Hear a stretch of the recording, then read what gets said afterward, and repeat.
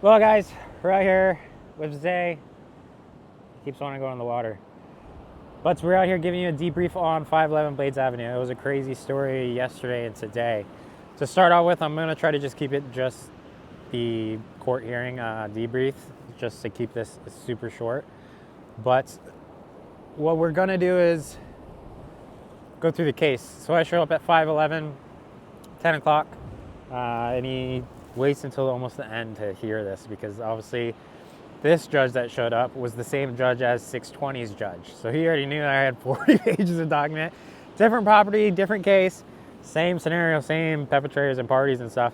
But he showed up for 511's, which is ironic because the original 511 judge had judged differently than he did on the last continuance that the foreclosing parties had pushed around. This one was a little bit different because, again, this foreclosing party had the whole bond issue of trying to get it dismissed just because the bond wasn't paid. Again, the bond only stays the foreclosure sale, the clerk's foreclosure sale. It doesn't stop the appeal. It doesn't stop the rights of the homeowner to have a full judicial process and actually hold people accountable with it. So on this one, we went out, got up there at the end of the day around I think it was 12-ish. We get up there and went over some preliminary things. This judge, again, want to reiterate the last continuance because the trustee never filed his draft order. Meaning from the original hearing, he never submitted the order draft saying, hey, the foreclosure sale is stayed and the continuance is allowed till this date for the judge to sign and say, hey, that's what everything was agreed on. So I'll get to that in the end of the story because that happens more relevance today on that. But again, he starts getting into it. The whole record's not there. So he's trying to hear it de novo, completely new. I bring up the appeal memorandum.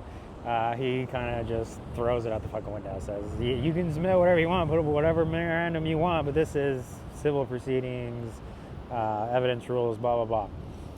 Now, of course, I just stay quiet, but we start getting into it. So first, on that preliminary stuff, I bring up the whole mention of, hey, the holders, their name is one entire name, U.S. Bank National Trust as trustee owner, RCF Acquisition Trust.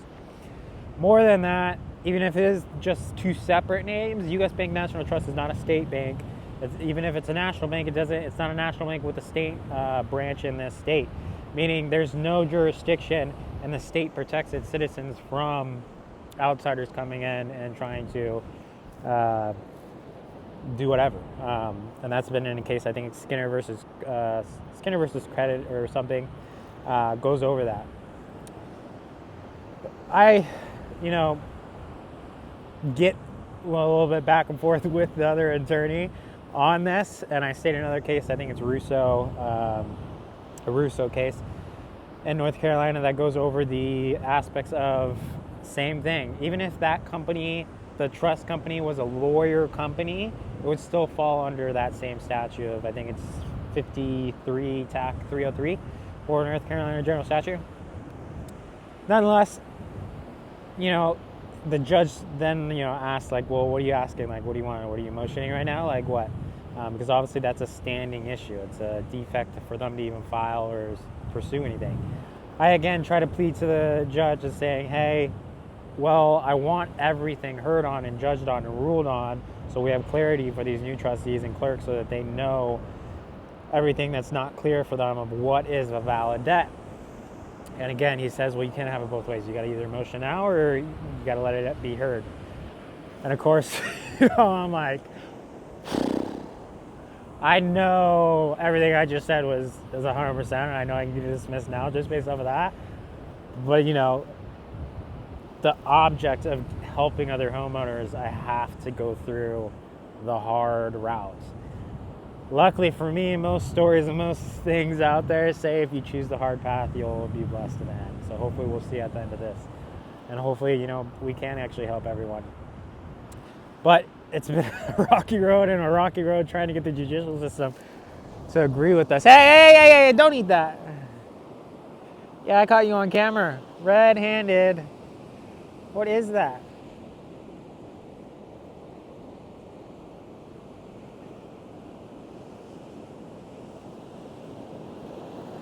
Some kind of sea creature. Leave it. Where were we? Back to... So nonetheless, we start hearing the actual case. The plaintiffs start making their case. They start with their affidavit holder. And the judge says, well, I don't see your affidavit holder. This is de novo. None of the records here besides whatever was submitted after I submitted the appeal notice. So all the records that I've been saying, hey, look back to the original motion to dismiss from the non-judicial proceeding, is all just gone. So we have to take it back to, all right, well, I need to resubmit all this stuff. And more than just resubmitting this stuff, I kind of need to also, take it the due process way too, you know what I mean? Give them the opportunity. So what's our first move? Our first move is to not, again, motion to dismiss based off of the name situation, because we can already, we can already get a judgment on that. You know what I mean? Instead, motion to compel them. Look, I'm going to give you the benefit of the doubt. Prove it. Prove your name. Prove who you are. More than that, it's a catch-22 for them too also, or catch-21. Because then I get actual full accountability for them, and I can actually countersuit them with the proper notice, with the proper thing, because I can point back, look, this is the address they just gave. It's not no hocus pocus of not trying to find this trust address and who's accountable and who's going to get held liable. At this point, I expect them to either, finally run off, because the new hired fucking lender again, the entire hearing yesterday was all lender instead of who's the actual lender, the name. So instead of doing that, we said, all right, Zay was there in spirit. Instead of doing that, we said, all right, let's just motion to compel them. Obviously, we have to go back and actually serve them properly with all that and get them actually judicially, notified. Hey, I've already tried to actually communicate with them to get the actual name of the holder and everything from the actual original holder, as it should have been done in the first place on public record, not all this self-authenticated bullshit. That luckily the judge, called it out. He was like, all right, he went through his affidavit and he was like, all right, well, where's the authority of this employee, blah, blah, blah. Where's the admissibility of this affidavit? Obviously, it's an affidavit testimony, but obviously a lot of it can get hearsayed out because there's no connection to that authority from that document specialist of an employee of a mortgage servicer, all trying to claim as the actual, note holder. And that's my assumption, is that the mortgage servicer, Celine Finance Limited Partner, is the one that's actually pushing the needle on everything. And again, maybe they're hired, maybe they're not. Zay, don't eat that, Zay. Zay, go. But we'll see. Long story short, though, from there, as soon as he was done doing that, him and the judge both were all confused, because he was sitting there rustling through the affidavit, trying to figure out an answer to the judge's question. I got to go back and look at the transcript and actually see what he actually requested from them, because I think I was caught off guard too. I think all of us was caught off guard just from the fact that he was not taking into account any of the original non-judicial proceeding, aka the whole reason of the appeal, and he was just hearing everything new as if the plaintiff had submitted judicially and not non-judicially first. Obviously, for my case and my utility and purpose, I want that actually heard so that we can correct all that. I don't think this particular judge that originally saw 620s in this second 511 hearing wants that. He wants me to create a whole new separate case and sue the court, sue the state, sue the individual actors. Again, but it's like I was taught in the Marine Corps. We're McMap. We continuous force. You know what I mean? You don't just go straight and start slapping people around. You have to show them and correct them along the process. Like, look, you guys have put me in the corner. I am in the corner, and these are my only options. I know what you want me to do. You want me to jump to the highest, slapping you in the face, so we can misdocument and just make a whole bunch of assumptions and fill in the blanks. That's not what's happening here. What's happening is here I'm documenting everything, even to the fact that the substitute trustee waited until yesterday to submit that order of the foreclosure sale being stayed and continued to that date. Hence why yesterday's judge was all confused and said, all right, well, let's solve this motion to continue from the last hearing that I don't see any order in here having a judgment on. Nonetheless, he says, all right, let's cut for a break. It's close to lunch. We'll go for a break. We got to give everyone in the court, the clerks, the transcriber, everyone, time to eat and whatnot. So we go to a break, supposed to come back at 2 o'clock. I show up, at 1:45, go meditate, come back, and they close off the whole fucking courthouse. Everything's shut down. Apparently there's some tornado warning coming through North Carolina, out of all places. And they shut the whole court down. And I'm sitting there in front of the security card sheriffs being like, well, what happened? We had 2 more cases in that courtroom. You just done? Like, I need actual documentation or actual word that it's set to this date, that date, that the attorneys didn't just fucking were in the courtroom and just decided whatever they wanted to decide with the judge. Everything. The more and the less I, told him, like, look, there's way too much fraud, and I showed him my giant stack of papers. There's way too much fraud already in this case that I need some kind of documentation or word of what this is postponed to or what, not just show up tomorrow. I'm like, you're kidding me. Nonetheless, finally the sheriff from the actual courtroom actually comes down and is like, oh, we couldn't get a contact with you. You're closed out until 10 tomorrow. So I show it back up until 10 tomorrow. And luckily it's still, blessing in disguise. It still gave me time to, all right, well, let me go create a motion to compel them for the name and stuff so I can actually start getting that shown. Like, look, it's more than them not just answering it and me just letting it pass by. Like, look, you need to be, as the court, enforcing this before you even are accepting cases or complaints or even on the non-judicial side. And if you do that, you could have saved everyone an entire 11, 12 months of everything. That simple thing of a name check. But we'll see what happens. Of course, they're going to probably want to wait 30 days. I actually got word today that they postponed it until May 4th. Again, way outside of the immediate judicial review 10-day window frame.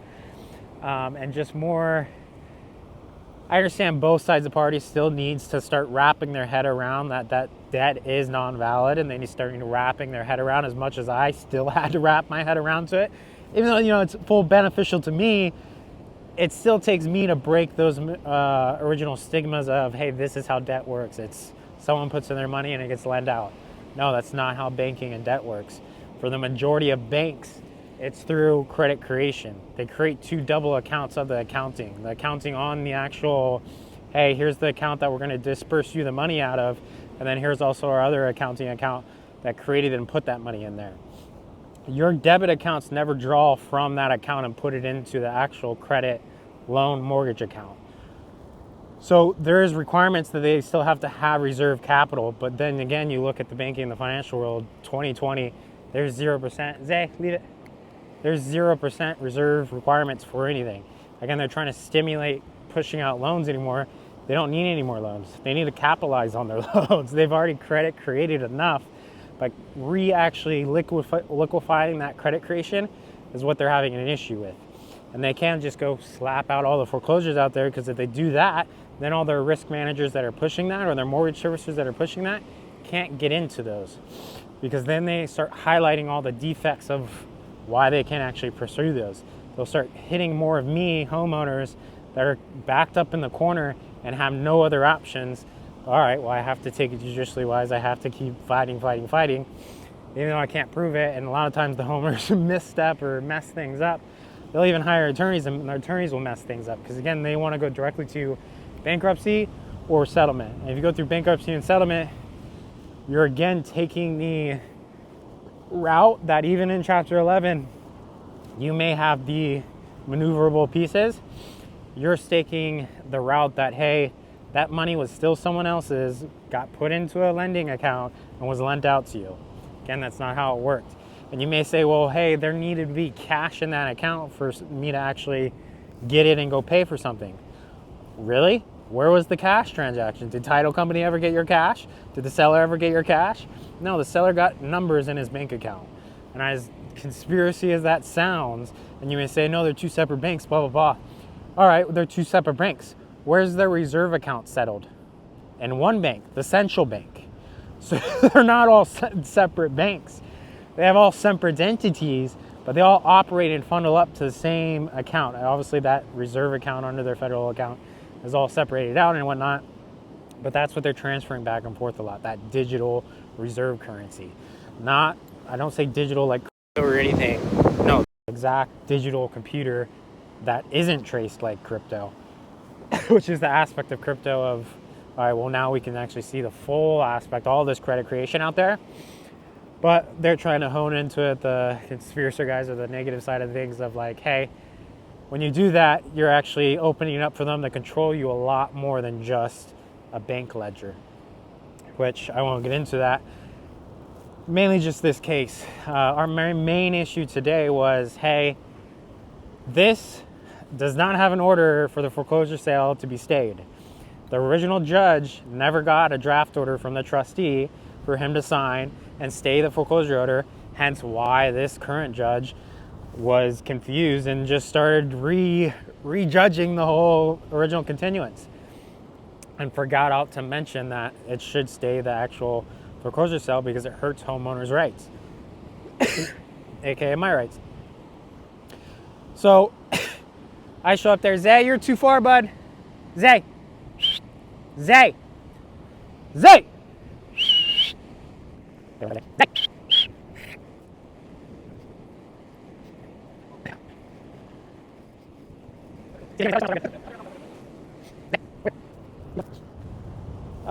Where was I?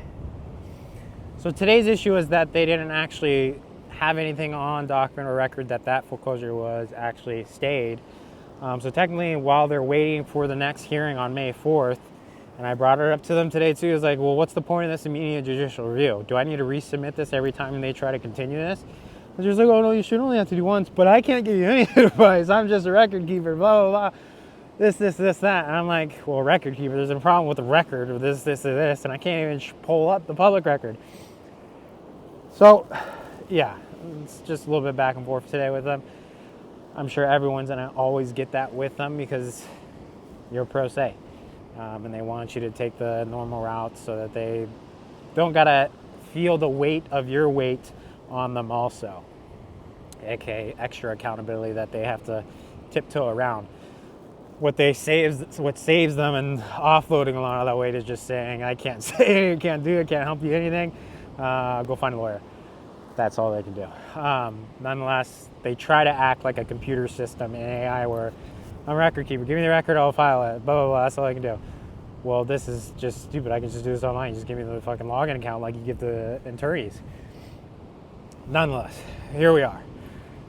So there's also the aspect of a lot of some of the hearings were getting heard WebEx.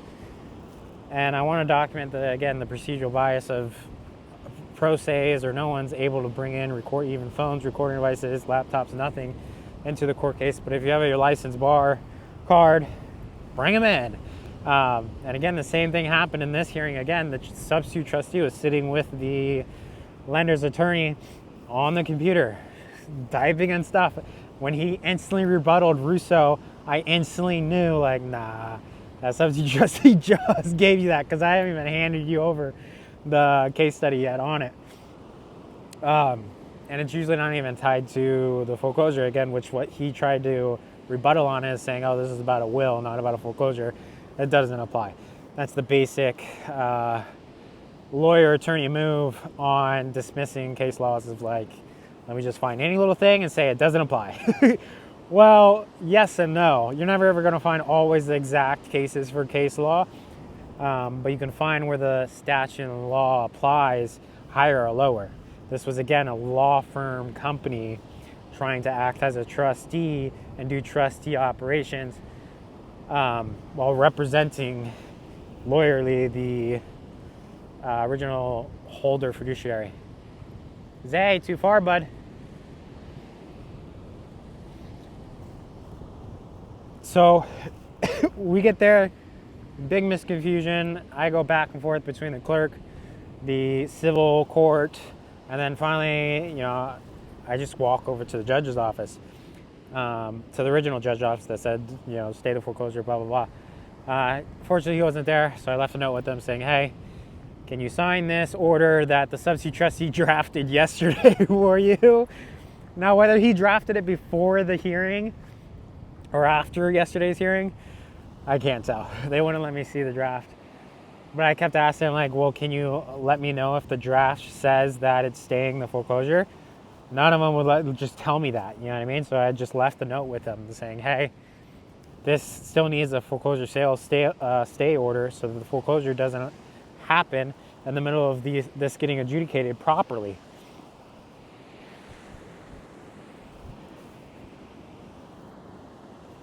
But that's where we were.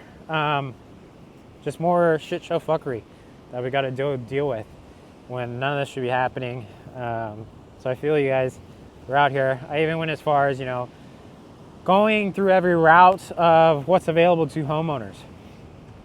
Now, again, if you have a primary home, you have a lot more options. If it's not your primary home, you're fucked. You're as good as I am right now. If it's not your primary home, yeah, it's going to be a lot more challenging to get everything that you're going to want. Otherwise, it's full on you against everything. You can, again, do what everyone wants you to do. Go get that attorney, which will help because they are going to be a lot more studying on civil procedure and everything once you actually get into the judicial side of things after the non-judicial proceeding. But there's two ways you can do that. You can do an appeal, which again looks on just the merits of that first non-judicial closing. But when you do that, you're likely left up, even if you win, get it dismissed, it's probably going to get dismissed without prejudice. And then the foreclosing parties will just take it judicially and still keep hounding you and whatnot, clouding your title. So instead, I said appeal de novo, started new. I attempted to actually, preserve the record and whatnot, which I will still preserve the record. It's still on record. It's just I have to properly reintroduce it to the case. So the judge, all right, here's my new narrow scope. Here's the thing I'm doing, one thing after another. They're very AI linear, and I'm like, this isn't linear anymore. Like, you have this non-judicial, it may be linear for this de novo case, like, oh yeah, you're hearing it new, but for the equity terms, I'm 11 months into this. More than 11 months plus the years on before that, and the fraud and inducement that we haven't even touched or got into yet. That you keep wanting me to touch and get into, but I haven't, because you've yet to answer even the statute, the black and white things. Zay, you can't go up there, bud.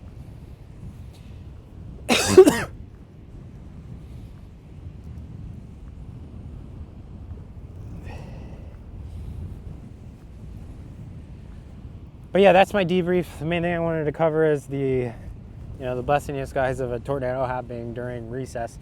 Everything gets pushed tomorrow, and then when you show up tomorrow, it's pushed for 2 months. Now that's ridiculous. I will have to go back and resubmit the judicially immediate review. Of course, I think they're just trying to do that to get it out of their court, get it out of their district, get it out of, hey, I don't got to deal with this anymore. Because the judge, again, also has that weight, because that's what you're ruling on. You're ruling on, do I want to set precedent that debts go valid or go void or not? And no one wants to set that precedent, but no one really understands what banking is either. No one wants to believe the credit creation so that they have the morality and the equity to actually just know, oh, a lot of debt out there is actually void. And then for me to fix that as the judge, instead of me trying to litigate and trying to change the laws and get banking into the judicial realm, good luck, you're not going to. But what you can do is you can take the current statute, the current black and white that's very, very, very limited out there, and you can start opinionizing on it. You can start building off of that as much as you don't want to. Zay, you got to get off of that, bud. Come here. Zay, come here.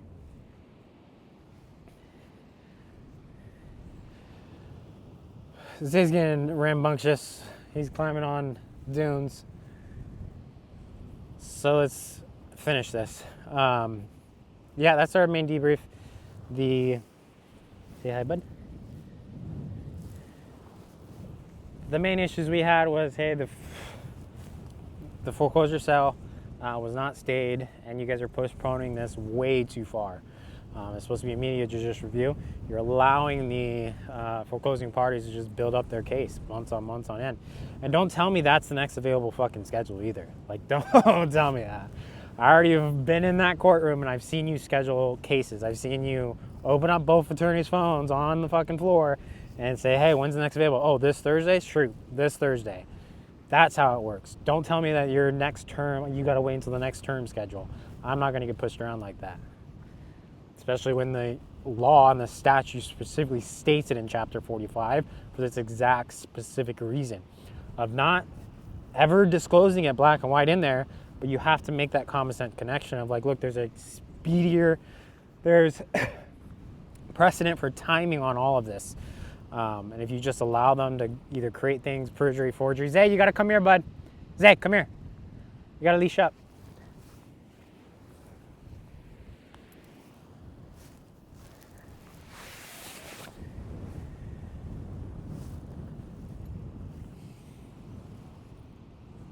But just to document that stuff, I still need to get the transcripts back so I can get them word for word. If you want to check out, Zay, you got to wait. 620's audio, that's up on our YouTube channel. Check that out. If you guys are still looking for help from other actual attorneys and not wanting to do this yourself, look at our home equity invoice agreement. It's a way to actually approach attorneys and say, hey, you clear this foreclosure for me. It obviously clears all the equity, and this home equity invoice agreement is a performance base. You do that, you get this equity. And when you have this equity, obviously you know what that equity is worth because here's the foreclosure and here's all the numbers. So yeah, it's a different way to actually go do the bankruptcy, which is just restructuring of credit, the proper way. Not where it's going to hound you and you're going to be on your credit and then you're going to have that on your repetition of, oh, I've been in bankruptcy and all this stuff, and your credit score and stuff.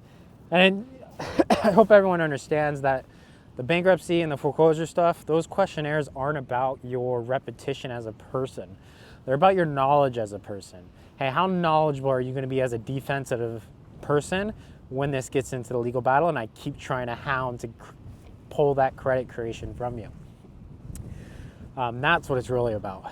So that's what the foreclosure wars are really about. It's about the banking system. Again, another way to attack the banking system besides our home equity invoice agreement, saying, hey, you need a different way than bankruptcy or settlement under your terms and under your inflated rates to say that you're owed all that. Now, the equity, the person that created the demand in the society, created the work, whether it ended up being the full work that we both thought it would be or not, the equity still stands with the workers, not the banks or the capital. That's created falsely and it's just digital out there.